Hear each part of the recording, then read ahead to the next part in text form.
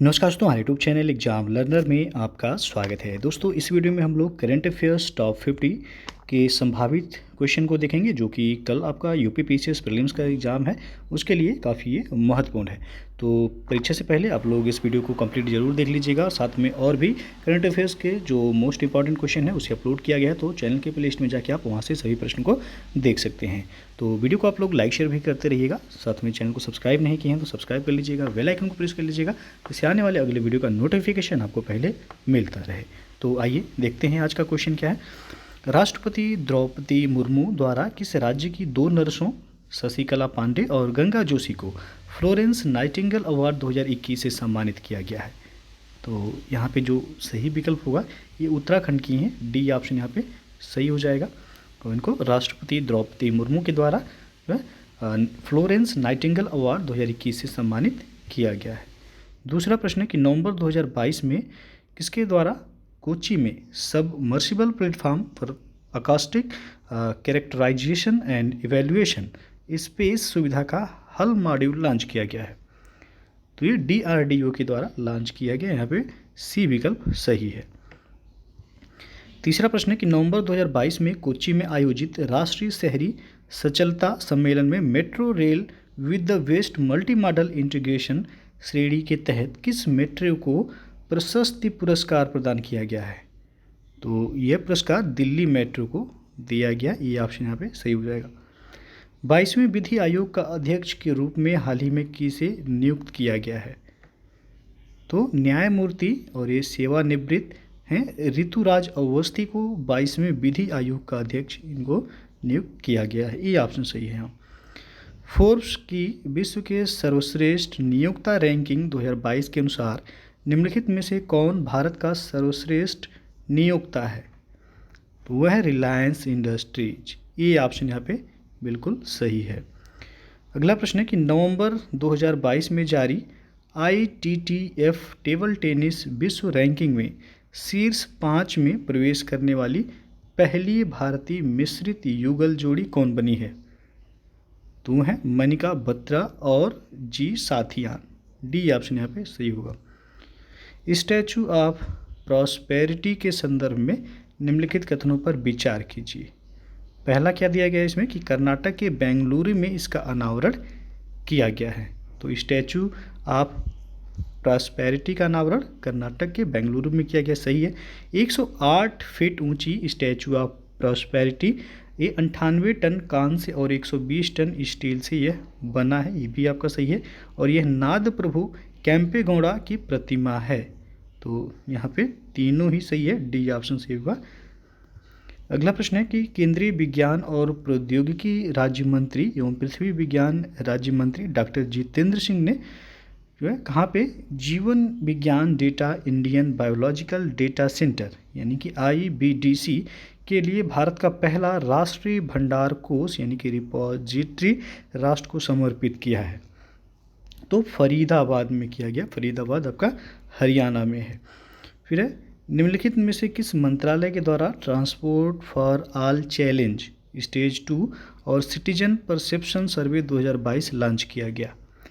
तो ये आवास और शहरी मामलों के मंत्रालय के द्वारा लॉन्च किया गया, ये ऑप्शन सही है। 8 से 11 दिसंबर तक 9वीं विश्व आयुर्वेद कांग्रेस और आरोग्य एक्सपो 2022 का आयोजन किस राज्य में किया गया? तो यह गोवा में आयोजित किया गया है। ये 9वीं विश्व आयुर्वेद कांग्रेस और आरोग्य एक्सपो 2022 का आयोजन हुआ है गोवा में। समुद्र तल से करीब 15,256 फीट ऊपर स्थित विश्व का सबसे ऊंचा मतदान केंद्र तासीगंग किस राज्य या केंद्र शासित प्रदेश में यह स्थित है? तो यह हिमाचल प्रदेश में है। इसकी ऊंचाई समुद्र तल से कितना है? तो 15,256 फीट है और ये विश्व का सबसे ऊंचा मतदान केंद्र है। जगह का नाम है तासीगंग और ये आपका हिमाचल प्रदेश में है। अगला है कि ई अपशिष्ट प्रबंधन नियम 2022 के संबंध में कौन सा कथन सत्य है? तो यहाँ पे पहला दिया गया है कि पर्यावरण वन और जलवायु परिवर्तन मंत्रालय द्वारा इस नियम को अधिसूचित किया गया है, बिल्कुल सही है। दूसरा है कि ई कचरा प्रबंधन नियम 2022 के तहत जारी नवीन नियम को 1 अप्रैल 2023 से यह लागू किया जाएगा, ये भी सही है। और सी विकल्प है कि नए नियमों के तहत ई कचरा के रूप में वर्गीकृत वस्तुओं की संख्या 21 से बढ़ाकर 106 कर दी गई है। तो यहाँ पे तीनों सही है, डी ऑप्शन सही होगा, उपर्युक्त सभी यहाँ सही हैं। और 13वां प्रश्न है आपका कि सड़क परिवहन और राजमार्ग मंत्रालय ने किस शहर में देश का पहला मल्टी मॉडल लॉजिस्टिक्स पार्क स्थापित करने का ठेका RIL को दिया है? तो ये चेन्नई को दिया गया, यहाँ पे ये ऑप्शन जो है सही हो जाएगा। सड़क परिवहन और राजमार्ग मंत्रालय ने जो है चेन्नई शहर को देश का पहला ये मल्टी मॉडल और लॉजिस्टिक पार्क होगा, यहाँ पे यह स्थापित किया जाएगा और ये ठेका रील को दिया गया, RIL को यह दिया गया है। 19वें आसियान भारत शिखर सम्मेलन के संदर्भ में निम्नलिखित कथनों पर विचार कीजिए। पहला दिया गया इसमें कि इसका आयोजन नोम पेन कंबोडिया में किया गया था। तो 19वां आसियान का आयोजन जो है कंबोडिया के नोम पेन में किया गया था, सही है। उपराष्ट्रपति श्री जगदीप धनखड़ ने भारतीय प्रतिनिधिमंडल का नेतृत्व किया था। तो दोनों ही सही, यहाँ पे सी विकल्प सही हो जाएगा। अगला क्वेश्चन है कि भारतीय अंतर्राष्ट्रीय फिल्म महोत्सव IFFI के 53वें संस्करण समारोह में प्रसिद्ध स्पेनिश फिल्म निर्देशक को प्रतिष्ठित सत्यजीत रे लाइफ टाइम अचीवमेंट पुरस्कार से सम्मानित किया गया है। तो इनका नाम है कार्लोस सौरा, ये ऑप्शन यहाँ पे सही हो जाएगा। युवा मामले और खेल मंत्रालय द्वारा मेजर ध्यानचंद खेल रत्न पुरस्कार 2022 के लिए भारतीय खिलाड़ी शरत कमल अंचता को चुना गया, उनका संबंध किस खेल से है? तो काफ़ी ये महत्वपूर्ण है, याद रखिएगा, ये पूछा जा सकता है आपका।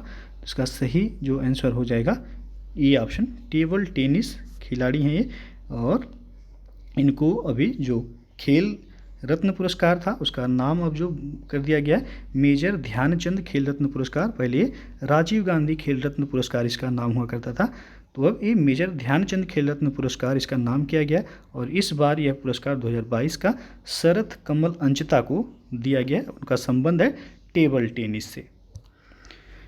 स्पेन में आयोजित जूनियर बैडमिंटन चैंपियनशिप 2022 में रजत पदक जीतने वाले दूसरे भारतीय पुरुष शटलर कौन बने हैं?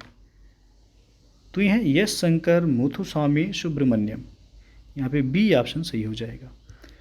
और मोरबी ब्रिज से संबंधित निम्नलिखित कथनों पर विचार कीजिए। पहला दिया गया है कि यह पुल मच्छू नदी पर 143 वर्ष पहले बनाया गया था। तो बिल्कुल सही है, यह पुल जो है जो मोरबी ब्रिज है जहाँ पे अभी जो है घटना हुआ था मच्छू नदी पर है और ये 143 वर्ष पहले यह बनाया गया था। 765 फुट लंबा और 4 फुट चौड़ा ये पुल राजा बाघजी राव जी द्वारा बनवाया गया था। दोनों ही सही है, आपका सी ऑप्शन यहाँ पे सही हो जाएगा। सेंट्रल बैंक डिजिटल करेंसी यानी कि CBDC या डिजिटल रुपया किस प्रकार के लेन देन के लिए 1 नवंबर 2022 को शुरू हुआ है? तो होलसेल ट्रांजैक्शन के लिए शुरू किया गया, बी ऑप्शन यहाँ पे सही होगा। किस राज्य में मानगढ़ हिल पर आदिवासी नायक गोविंद गुरु पर आयोजित सार्वजनिक कार्यक्रम मानगढ़ धाम की गौरव गाथा का आयोजन किया गया? तो राजस्थान में यह आयोजन इसका किया गया है, बी ऑप्शन सही हो जाएगा।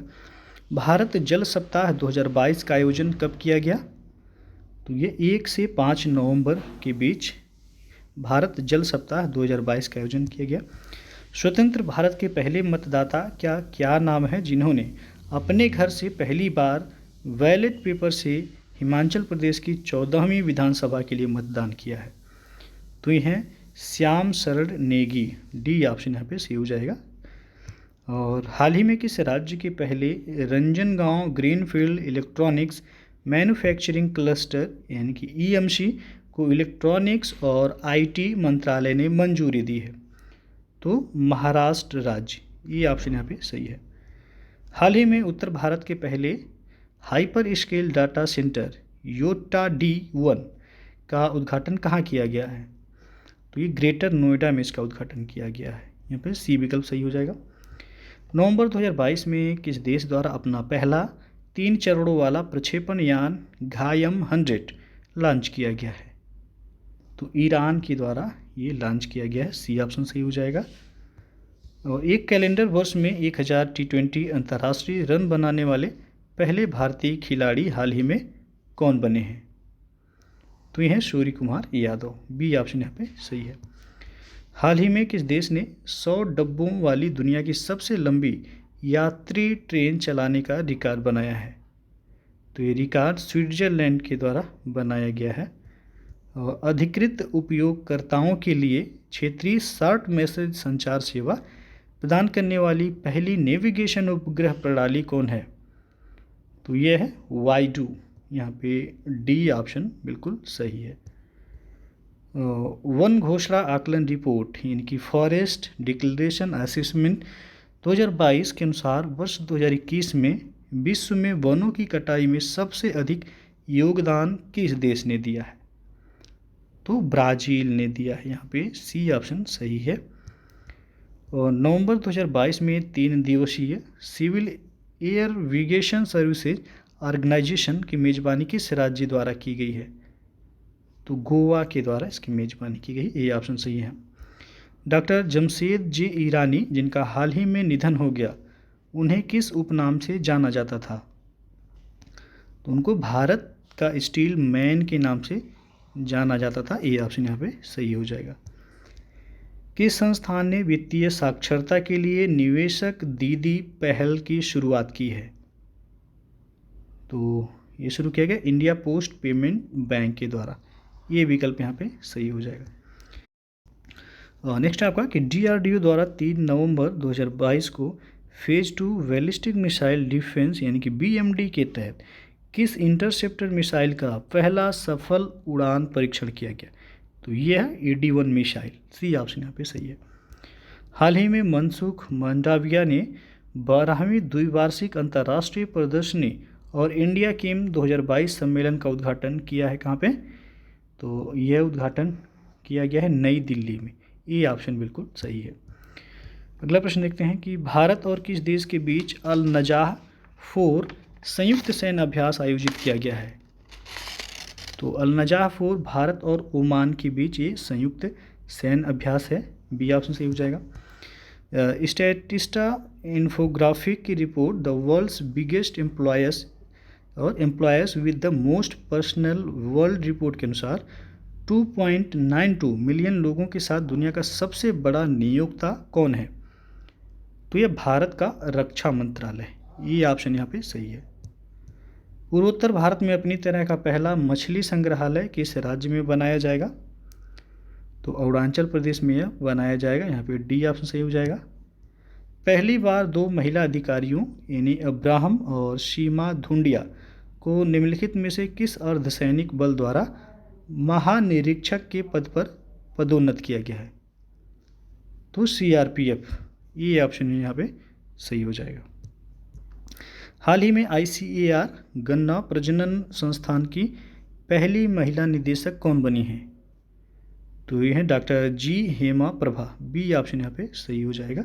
ये गन्ना प्रजनन संस्थान की पहली महिला निदेशक जो है बनाई गई हैं। अदानी ग्रीन एनर्जी द्वारा किस राज्य में 750 मेगावाट का दुनिया का सबसे बड़ा पवन सौर हाइब्रिड पावर प्लांट स्थापित किया गया है?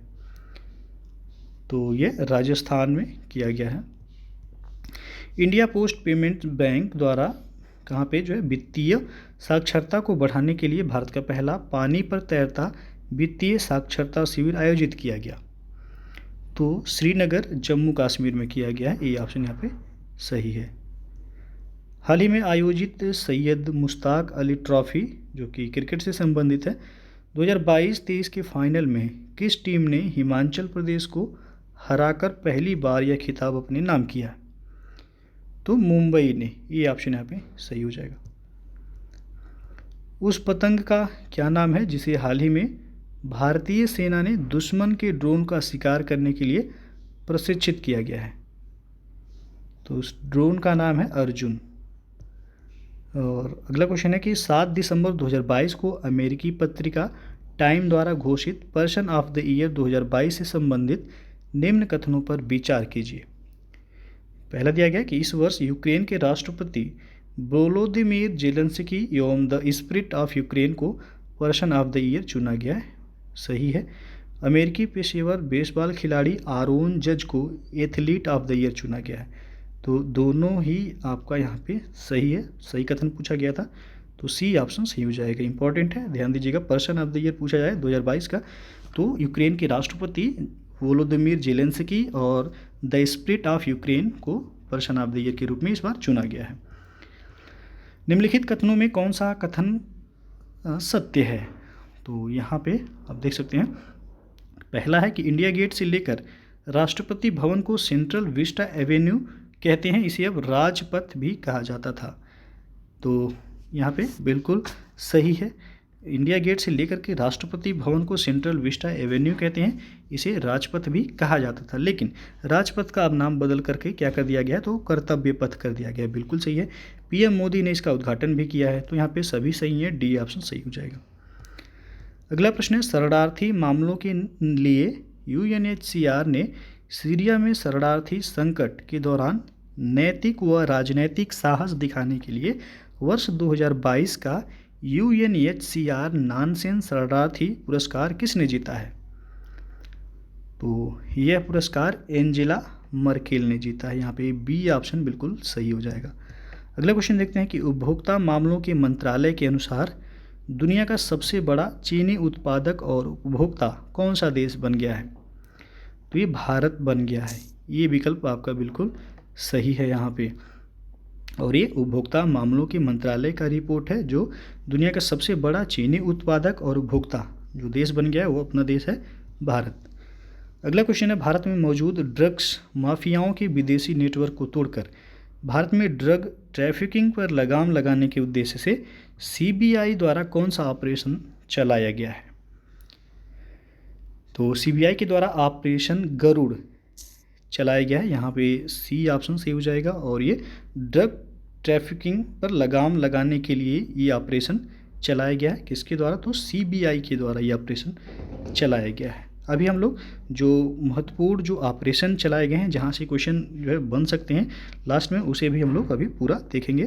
तो भारत सरकार ने किसकी अध्यक्षता में एक समिति गठित की है जो धर्मांतरित दलितों को अनुसूचित जाति का दर्जा देने के मुद्दे की जांच करेगी?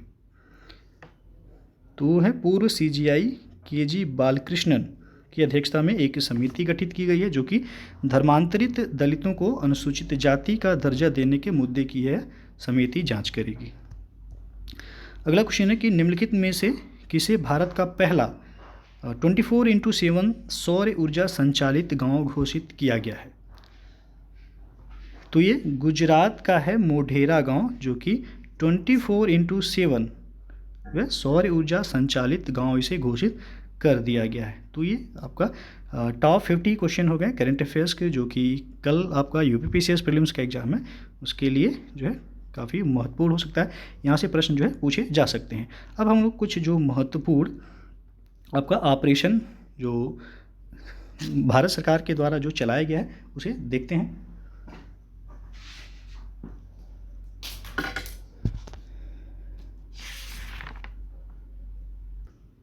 तो यहाँ पे अब सबसे पहला जो दिया गया है ऑपरेशन सद्भावना। तो ऑपरेशन सद्भावना जो है ये भारतीय सेना के द्वारा ऑपरेशन शुरू किया गया है। तो ये जम्मू कश्मीर में ग्रामीण क्षेत्रों और एलओसी के पास के क्षेत्रों में लोगों की मदद करने के लिए ऑपरेशन सद्भावना चलाया गया है। तो प्रश्न ने आपसे पूछा है ऑपरेशन सद्भावना कहाँ पे जो है ये ऑपरेशन किया गया है? तो जम्मू कश्मीर में किया गया है और ये भारतीय सेना का ऑपरेशन है। फिर है ऑपरेशन ऑक्टोपस। तो ऑपरेशन ऑक्टोपस जो है एनआईए एवं ईडी के द्वारा किया गया ऑपरेशन है। कट्टर इस्लामिक संगठन पॉपुलर फ्रंट ऑफ इंडिया यानी कि पीएफआई के विरुद्ध देश में हिंसा फैलाने एवं टेरर फंडिंग को लेकर छापेमारी की गई है इस ऑपरेशन के तहत। नेक्स्ट जो इम्पोर्टेंट है ऑपरेशन दोस्त पूछा जा सकता है। ये भारत सरकार के द्वारा ये चलाया गया महत्वपूर्ण ऑपरेशन है जो तुर्की एवं सीरिया में आए भूकंप से प्रभावित लोगों की मदद के लिए भारत सरकार के द्वारा ये चलाया गया ऑपरेशन दोस्त है। तो इम्पॉर्टेंट है, पूछा जा सकता है।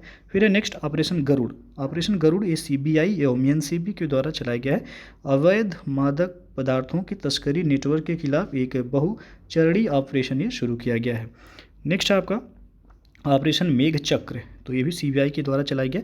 बाल यौन शोषण से जुड़ी सामग्री को ऑनलाइन प्रसारित करने वालों के खिलाफ कार्रवाई करने से यह ऑपरेशन।